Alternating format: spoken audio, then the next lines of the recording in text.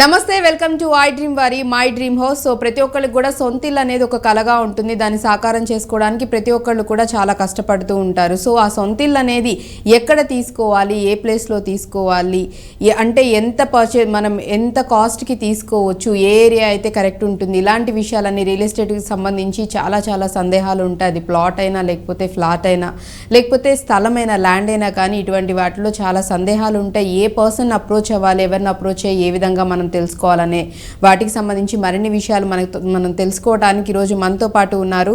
30 years నుంచి industry experience ఉండి and అలాగే వీరు వచ్చేసేసి oxygen realtor oxygen founder and అలాగే CEO అయిన డాక్టర్ నంది రామేశ్వరరావు గారు మనతో ఉన్నారు. సో వీరు వచ్చేసి 11,000 మందికి పైగా వాళ్ళకి ఈ రియల్ ఎస్టేట్కి సంబంధించి ట్రైనింగ్ ఇవ్వడం అనేది జరిగిందనమాట. సో వీరికి సంబంధించి మరిన్ని విషయాలు ఈ రియల్ ఎస్టేట్కి సంబంధించి మరిన్ని విషయాలు వారిని అడిగి తెలుసుకుందాం. నమస్తే సార్. నమస్కారం. సో మనం చూసుకున్నట్లయితే అంటే రియల్ ఎస్టేట్కి సంబంధించి చాలా సందేహాలు ఉంటాయి, డౌట్లు ఉంటాయి. ప్లాట్స్ కొనుక్కోవాలన్నా, లేకపోతే ఇళ్ళు కొనుక్కోవాలన్నా, ఇలా డౌట్స్ అనేవి చాలా మందిలో వస్తుంటాయి. అట్ ది సేమ్ టైం కూడా అంటే న్యూ గవర్నమెంట్ వచ్చినప్పుడు కూడా, చేంజ్ అయినప్పుడు అండ్ కొన్ని డెసిషన్ మేకింగ్స్ జరిగినప్పుడు కూడా ఎలా ఉంటుంది సిచ్యువేషన్స్ అని ఉంటాయి. ఫర్ ఎగ్జాంపుల్ మనం చూసుకున్నట్లయితే ఫార్మాసిటీని అంటే న్యూ గవర్నమెంట్ ఫార్మాసిటీకి సంబంధించి చేంజ్ చేయడం అయితే జరిగింది. దాని ఎఫెక్ట్ ఏమైనా రియల్ ఎస్టేట్ మీద ఉంటుందంటారా?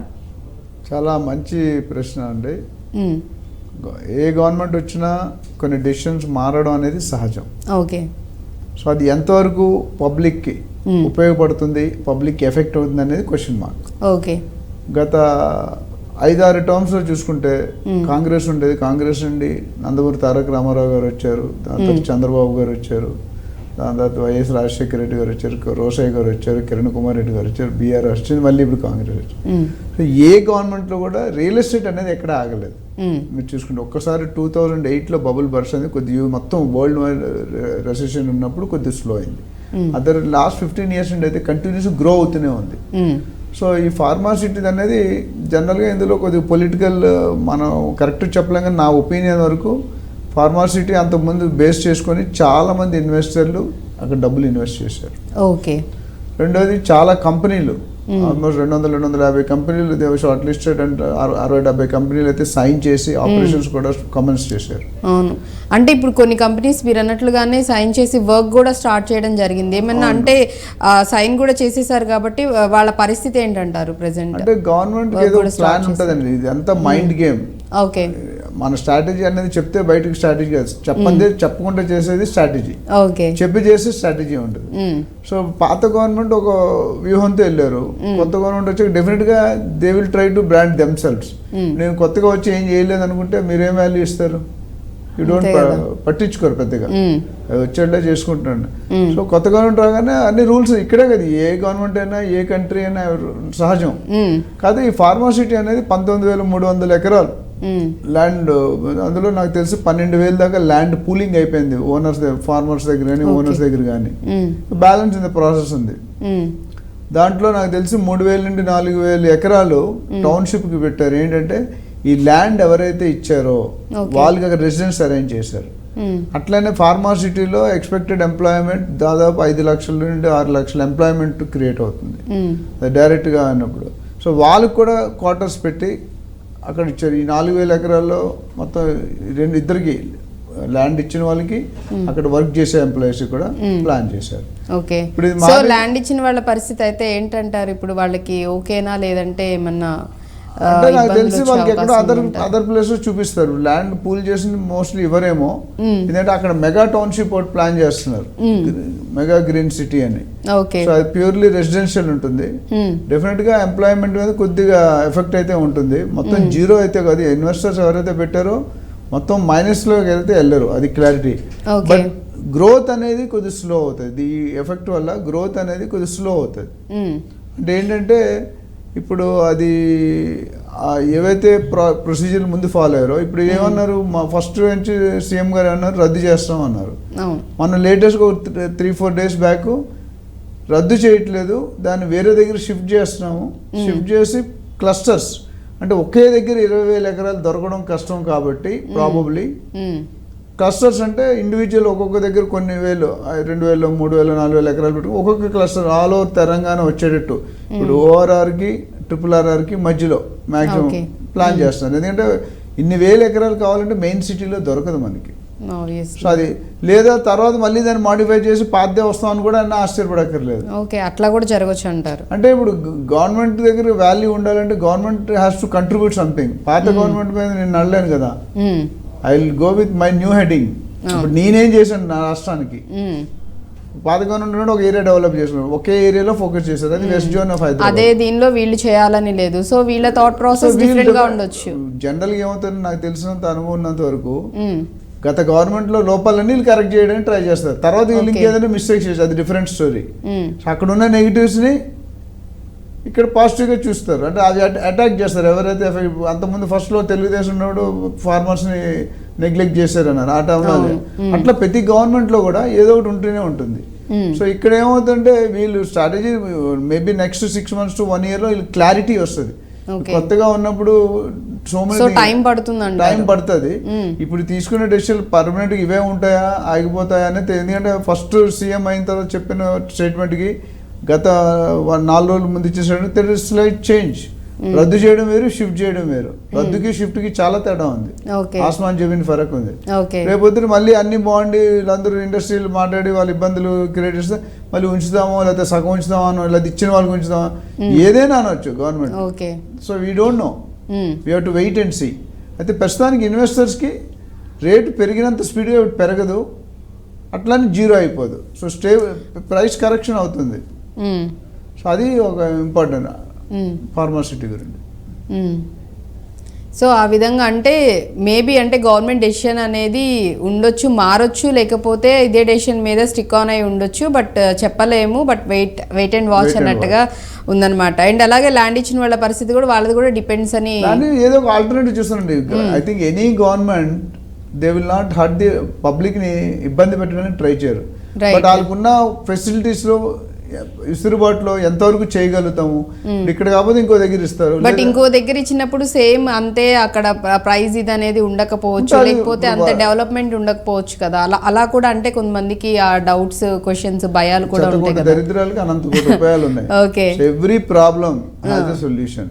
ఓకే, ఒక ప్రాబ్లం వచ్చినప్పుడు ఇప్పుడు ఈ యాక్షన్ తీసుకున్నందుకు ప్రాబ్లం క్రియేట్ అయింది, ఆ ప్రాబ్లం మళ్ళీ సొల్యూషన్ ఉంటుంది. They will find out. So అది ఎంతవరకు జస్టిఫై చేయగలుగుతారు అనేది we are not the right people. The government has to take a decision. మన only we are public, we are also one of the investor, one of the audience there. సో నాకు తెలిసి రైతులు కూడా అన్యాయం చేయాలంటే ఇప్పుడు అక్కడ మెగా సిటీ వస్తుంది కాబట్టి అక్కడ కూడా అలొకేట్ చేయొచ్చు వాళ్ళకి, కొంత పోర్షన్ వాళ్ళకి కూడా ఇచ్చే అవకాశం ఉంది, విసురుబాటు ఉంది కదా. ఇప్పుడు మెగా టౌన్షిప్ అన్ని వేలు ఎకరాల్లో చేస్తున్నారంటే ఆల్రెడీ అంత ముందు పూల్ చేసినట్టు ల్యాండ్ పూలింగ్ కి సపరేట్ గా ఒక కమ్యూనిటీ చేశారు. అలాగే ఇందులో కూడా ఒక పార్ట్ ఇవ్వచ్చు. సో అప్పుడు ల్యాండ్ పూలింగ్ మళ్ళీ ల్యాండ్ రివర్స్ ఉంటుంది. ఒకవేళ అందులో ఇవ్వట్లేదు అన్నప్పుడు ఎందుకంటే రెసిడెన్షియల్ కాబట్టి ఇట్స్ పాసిబుల్. ఒకవేళ ఇక్కడ కాదంటే ఇంకొక దగ్గర ఎక్కడో ప్లేస్ చూపిస్తారు. So the possibility is there. ఇప్పుడు ఆయన ఏమన్నారు, ఫార్మాసిటీని అంటే తీసేయట్లేదు, వేరే ప్లేస్ షిఫ్ట్ చేస్తాం, అంత ల్యాండ్ దొరుకుతుంది లేదు కాబట్టి క్లస్టర్స్ ఒక్కొక్క బల్క్ దగ్గర అని మిగతా ఇండివిజువల్ క్లస్టర్స్ పెట్టి మొత్తం ఈ ఫార్మాని కవర్ చేద్దాం అనేది. ఎందుకంటే ఫార్మాలో కూడా one of the best income. ఒకప్పుడు సాఫ్ట్వేర్ అగ్రికల్చర్ ఉండేది, దాని తర్వాత సాఫ్ట్వేర్, దాని తర్వాత ఫార్మా, ఇప్పుడు లేటెస్ట్ గా real estate. So real estate లో సీఎం గారు already first he was a realtor real estate agent, then he became a CM political leader. So దాని వల్ల డెఫినెట్లీ ఆయనకు ఒక అవగాహన ఉంటుంది. నాకు తెలిసిన అవగాహన ఉన్నంత వరకు ఆయన రియల్ ఎస్టేట్ లో ఉన్నాడు కాబట్టి గేటెడ్ కమ్యూనిటీ కట్టారు, ల్యాండ్స్ కొన్నారు, కోకాపేటలో ఆయనే చెప్పారు సీఎం అవగానే.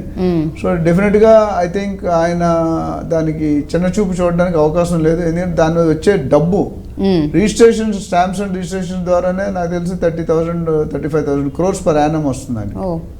అట్లానే ఇండైరెక్ట్ ఇన్కమ్ ట్యాక్సెస్ కానీ, నాలా కన్వర్షన్ కానీ, డెవలప్మెంట్ ఛార్జెస్ కానీ, మిగతా ఇతర ఛార్జెస్ ఇవన్నీ తీసుకుని ఇంకో 30-40 అంటే 70,000-80,000 కోట్లు per annum ఒక మేజర్ బడ్జెట్ వచ్చేస్తుంది అందులో.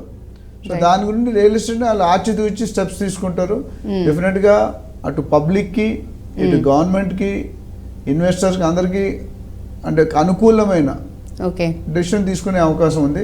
సో ఇన్వెస్టర్లు ఎవరు ఇబ్బంది పడదు. డెఫినెట్లీ ఆ శ్రీశైలం హైవేలో ఏదైతే ఫార్మాసిటీ అని మాట్లాడతారో మిగతా జోన్స్తో పాటు ఈ zone actually this was a focus zone. పాత గవర్నమెంట్ అక్కడ పెట్టారు.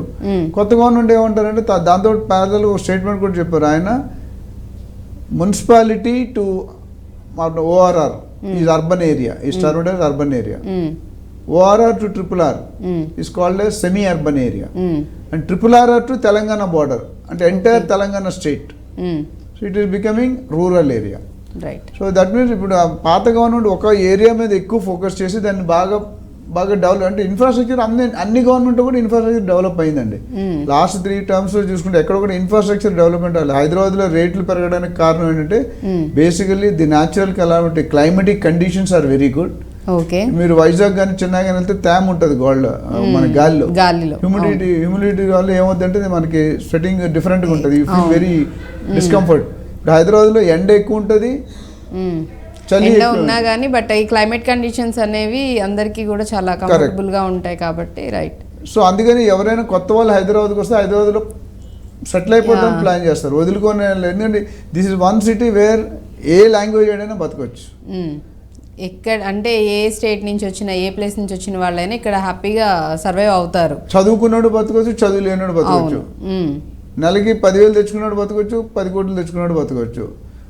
అట్లానే మనకి చూసుకుంటే తుఫాన్ కానీ, హుడుహుడు కానీ, వరదలు కానీ చాలా తక్కువ. ఎందుకంటే వీఆర్ ఆల్రెడీ అంటే high elevated stage, Banjara Hills, Jubilee Hills, Kavuri hills.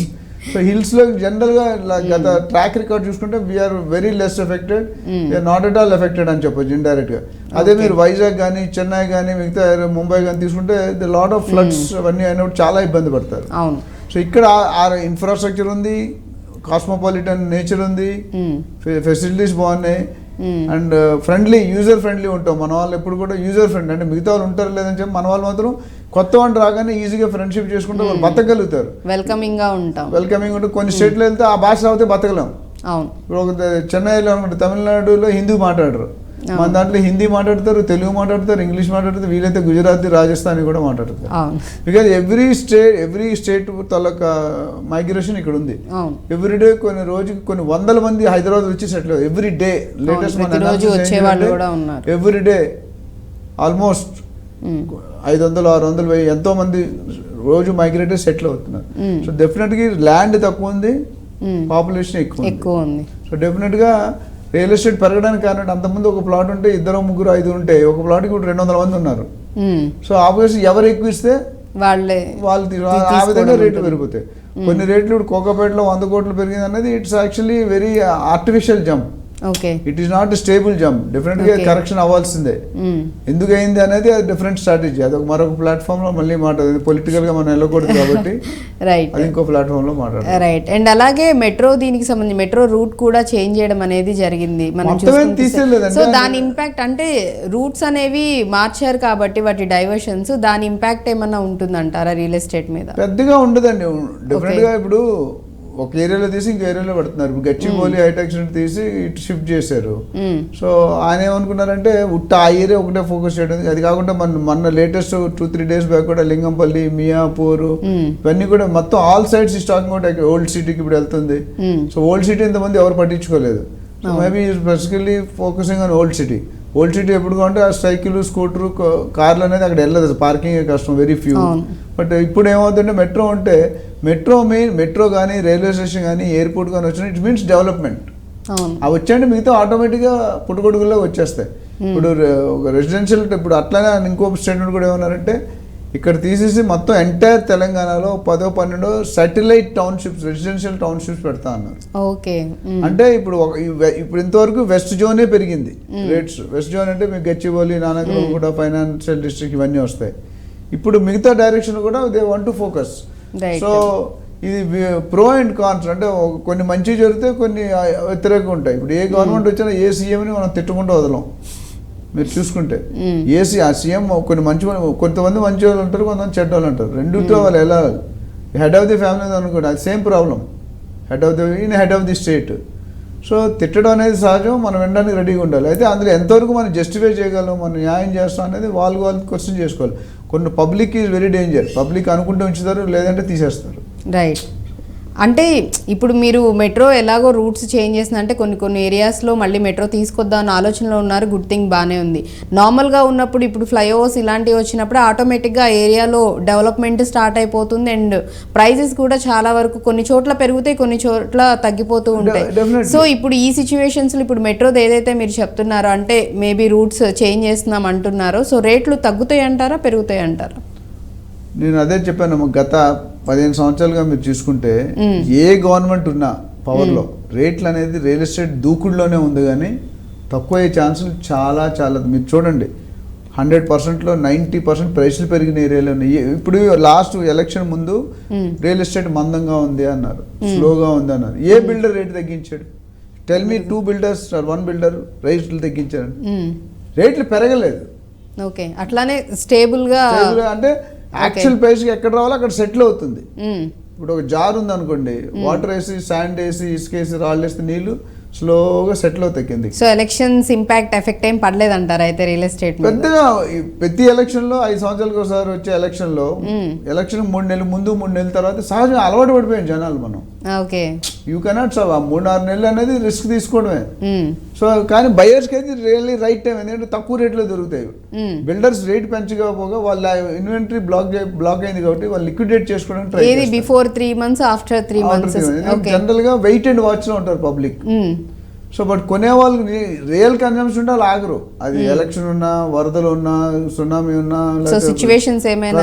ఇప్పుడు మీరు ఎవరైనా పెళ్లి చేసుకున్నారు, జాబ్ వచ్చింది, వైజాగ్ నుండో లేకపోతే శ్రీకాకుళం నుండో హైదరాబాద్ రావాలి, ఉండడానికి ఇల్లు అయితే కావాలి కదా, అయితే రెంట్ అవుట్ చేయాలి లేదా కొనుక్కోవాలి. సో ఇల్లు కంపల్సరీ. పేరెంట్స్ దగ్గర ఉండి మనం కాపురం చేసిన జాయింట్ ఫ్యామిలీ అనేది స్లోగా వైప్ అయిపోయింది. ఎక్కడ joint family actual 1 or 2 communities మన దాంట్లో ఎస్పెషల్లీ అసలు ఫర్గెట్ అబౌట్ పెళ్ళి అవ్వగానే భార్య రాగానే నెక్స్ట్ ఇల్లు కావాలి. సో ద జాబ్ పర్పస్ అవ్వచ్చు, సో మెనీ 100 రీజన్స్. సో రేట్లు అనేది ఒక 6 months 3-4 months ఎలక్షన్ ముందు ఎలక్షన్ తర్వాత సెటిల్ డౌన్. అంటే government has to settle down. ఇప్పుడు మనకి రియల్ ఎస్టేట్ పికప్ ఎందుకు అవుతుందంటే నెక్స్ట్ 3 months సెంట్రల్ ఎలక్షన్స్ ఉన్నాయి, లోక్సభ. ఆ ఎలక్షన్ కోసం కూడా వెయిట్ చేస్తారు. సెంట్రల్లో ఏ గవర్నమెంట్ వస్తుంది, వాళ్ళు ఇప్పుడు సేమ్ గవర్నమెంట్ వస్తే ఒకలా ఉంటుంది, వేరే గవర్నమెంట్ వస్తే. సో సేమ్ గవర్నమెంట్ ఒకవేళ ఉందంటే ఇప్పుడు ఎట్లా ఉందో సిచ్యువేషన్స్ రియల్ ఎస్టేట్ కూడా అలానే, అంటే స్టేబుల్గా ఒక సర్టెన్ జోన్లో ఉంటే కనుక అదే జోన్లో మూవ్ అవుతుంది అంటారా? లేదంటే మేబీ ఆ ఇంపాక్ట్ వల్ల మళ్ళీ ఏమన్నా కొంచెం అన్స్టేబుల్ అయ్యే ఛాన్సెస్ ఉన్నాయంటారు? ఏముండదండి, it depends upon full majority వచ్చిందా, కోalition గవర్నమెంట్ వచ్చిందా, లేదా 3-4 పార్టీలు. ఇప్పుడు ఆంధ్రప్రదేశ్లో చూసుకుంటే బీజేపీ, జనసేన, టీడీపీ కలిసి అంటున్నారు, ఇక్కడ వేరే వెళ్ళాయి. So it all depend. But overall గా 19-20 కా ఫరక్ ఉంటుంది. పెద్దగా మైనస్ లోకి వెళ్ళే ఛాన్స్లు అయితే 100%. ఎందుకంటే real estate is already on top gear. Car నడుపుతుంటే 5 gears ఉంటాయి, టాప్ గేర్ లో ఫుల్ స్పీడ్ వెళ్తాం. ఆ దాంట్లో సెట్ చేసి పెట్టారు. ఆ సెట్ చేసిన సడన్ గా 0కి రమ్మంటే రారు. Right, it's not possible. 5th నుండి 4th వెళ్ళాలి, 4th నుండి 3rd వెళ్ళాలి, 3rd నుండి 2nd అట్లా వస్తుంది. సో ఏదైనా ఉంటే 3 to 6 months డిఫరెన్స్ ఉంటుంది టైము. బట్ రేట్స్ అనేది తగ్గదు.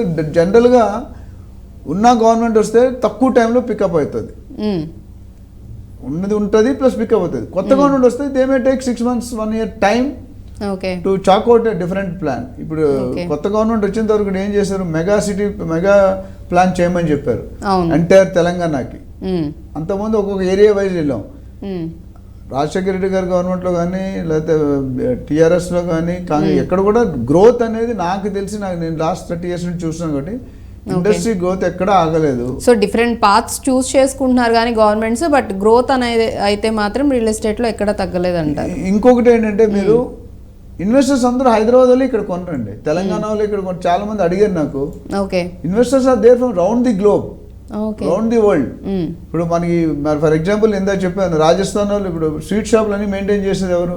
వాళ్ళే రాజస్థానీ. ఈ టైల్స్, గ్రనైట్స్, హార్డ్వేర్ మెయింటైన్ చేసే గుజరాతీ. ఒక్కొక్క సెగ్మెంట్ ఒక్కొక్కటి ఆక్యుపై చేసుకుని మన వాళ్ళు ఎప్పుడు జిలాబీలు అమ్మలేదు, ఎక్కువ తక్కువ స్వీట్ షాపులు. రాజస్థాన్ ఉంటే బాగుంటుంది టేస్ట్. చాలా మంది వాళ్ళు వస్తారు, సెటిల్ అయ్యి ఇల్లు కూడా కొనుక్కొని ప్రాపర్టీ కొనుక్కొని ఫుల్ సెటిల్మెంట్ అవుతున్నారు.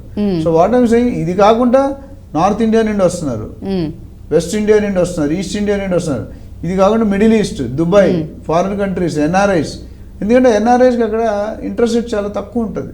అవును. ఆ డబ్బులు ఇక్కడ పెట్టుకుంటే ఇన్వెస్ట్మెంట్ ఇయర్కి 20-25% మినిమం మాట్లాడుతాం. యాక్చువల్లీ చాలా మంది అలాగా అంటే ఫారెన్ వెళ్ళిపోయి అక్కడ మొత్తం ఎర్న్ చేసి అవంతా పెట్టుబడులు అనేవి ఇక్కడ పెట్టుకోవటం, ఓన్ ఎక్కడైతే అక్కడ అంటే సొంతూరులో కానీ లేకపోతే ఇలా సిటీస్లో కానీ డెవలప్ అవుతున్న సిటీస్లో కానీ పెట్టుబడులు పెట్టుకోవడం అనేది చాలా మంది చేస్తున్నారు. ల్యాండ్స్ కానీ లేకపోతే మీరు అన్నట్టుగా ప్లాట్స్ అయినా ఫ్లాట్స్ అయినా తీసుకుంటున్నారు. అదేవిధంగా రేరా వచ్చిన తర్వాత ఒక మంచి బెనిఫిట్ అయింది. సెంట్రల్ గవర్నమెంట్ రేరా ఇంక్లూడ్ చేశాక డిపెండెన్స్ ఆన్ గవర్నమెంట్ కొద్ది తగ్గింది.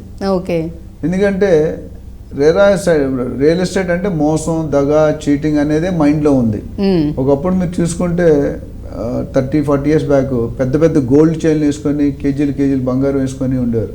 అది రియల్ ఎస్టేట్ కాదు, సెటిల్మెంట్ దందా. That is not at all real estate. Settlement అంటే కేసు వచ్చి కబ్జా చేస్తారు, బయటకు తీయాలంటే ఏంటనేది సెటిల్ చేసేవారు.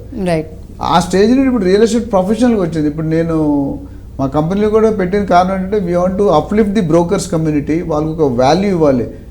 అంతకుముందు చాలా ఎపిసోడ్లో చెప్పాను, రౌడీజం, రాజకీయం, రియల్ ఎస్టేట్ ఏ అర్హత అక్కర్లేదు. మీరు కూడా చేయొచ్చు, నేను కూడా చేయొచ్చు, ఆయన కూడా చేయొచ్చు. అర్హత లేని డిపార్ట్మెంట్ అంటే ఇప్పుడు రియల్ ఎస్టేట్ ఏజెంట్ అని ఎలా అయిపోయింది, ఎందుకు పనికిరాంటే ఇక్కడ వస్తాడని నినాదంలో ఉన్నారు జనం. బట్ ఆ కాన్సెప్ట్ మారిపోయింది. మంచిగా చదువుకున్న వాళ్ళు, పిహెచ్డి చేసిన వాళ్ళు, పీజీ చేసిన వాళ్ళు, వీళ్ళందరూ క్వాలిఫై సిస్టమేటిక్ ఇచ్చాను. దేర్ ఆర్ మారుతుంది. నేను మారిపోయింది అని చెప్పను. ది చేంజ్ స్టార్ట్ అంతం కాదు, ఇది ఆరంభం, జస్ట్ బిగినింగ్ లో ఉంది. మేబీ నెక్స్ట్ 10-20 years లో వీ విల్ ఫీల్ ప్రైడ్. నేను ఇప్పుడు ఏముందంటే నేను అమెరికాలో పనిచేస్తాను, కాలిఫోర్నియాలో పనిచేస్తాను, టెక్సాస్లో పనిచేస్తాను చెప్పడానికి గర్వంగా ఫీల్ అవుతాం. ఈ విధంగా రియల్ ఎస్టేట్ డెవలప్ లాస్ట్ 15 సంవత్సరాలు గ్రోత్ చూసుకుంటే కనుక నేను హైదరాబాద్లో పనిచేస్తాను ఇంకా గర్వంగా చెప్పుకుంటాను అక్కడికంటే ఇక్కడ. ఆ రోజు వస్తుంది one fine day, you wait and watch. ఎందుకంటే వీఆర్ నాట్ వెరీ ఫార్. ఇండియాలో one of the best city is Hyderabad. ఇప్పటికీ మిడిల్ క్లాస్ తరగతిలో వాళ్ళు అఫోర్డ్ చేయగలిగే ప్రైసెస్ హైదరాబాద్లో ఉన్నాయి ఇప్పటికి కూడా. ఎంటైర్ ఇండియాలో మనకున్న అవైలబిలిటీ కానీ అఫోర్డబిలిటీ కానీ అంటే ఆ రేట్ విషయంలో స్టిల్ అట్ లోయర్ స్టేజ్. ఇప్పుడు కూడా మీరు గజం 5,000-10,000 కొనుక్కునే వాళ్ళు కూడా మన దగ్గర మార్గాలు ఉన్నాయి. మీరు రేట్ ఎంత తగ్గుతుంటే అంత దూరం వెళ్ళాలి. రేట్ ఎంత ఎక్కువ పెడితే సో ఎవ్రీబడి ఇప్పుడు 15 లక్షలకి ప్లాట్ వస్తుంది, 10 లక్షల ప్లాట్ వస్తుంది, 20 లక్షల ప్లాట్ వస్తుంది. ఓన్లీ ₹1,00,00,000 ఉన్నాడు, అందరికీ ₹1,00,00,000 ఉండవు కదా. ఇలాంటి మీడియా వాళ్ళకు ఉండొచ్చు, మా దగ్గర ఉండవు కదా. సో నేను అనేది అంటే పాసిబిలిటీ ఇస్ దేర్, విసురుబాటు ఉంది. ఇప్పుడు బుదేరా అని ఒక ఏరియా ఉంది ముంబై హైవేలో.